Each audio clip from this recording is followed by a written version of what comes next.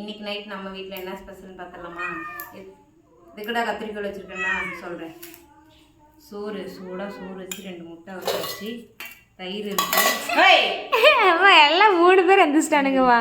வந்து குழம்பு எதுவும் வைக்கல, அதனால தக்காளி ஊறுகாய் போட்டு தான் தக்காளி தொக்கு அது தக்காளி தொக்கு போட்டு தான் இப்போ நம்ம சாப்பிட போகிறோம்.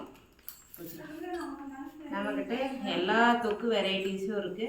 தேவைப்படுறீங்க வாட்ஸ்அப் நம்பருக்கு வாட்ஸ்அப் பண்ணிக்கலாம். தண்ணி எடுத்துகிட்டு சொன்னிச்சு அம்மா ஒன்று. அதாவது பசிக்கிறனால குழம்பு வைக்க டைம் இல்லை.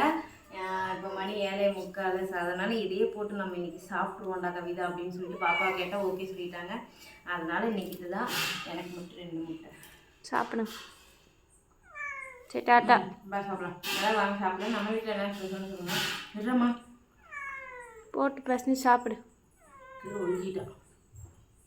எனக்கு உண்மையாலுமே ரொம்ப ரொம்ப ரொம்ப ரொம்ப பிடிக்கும்.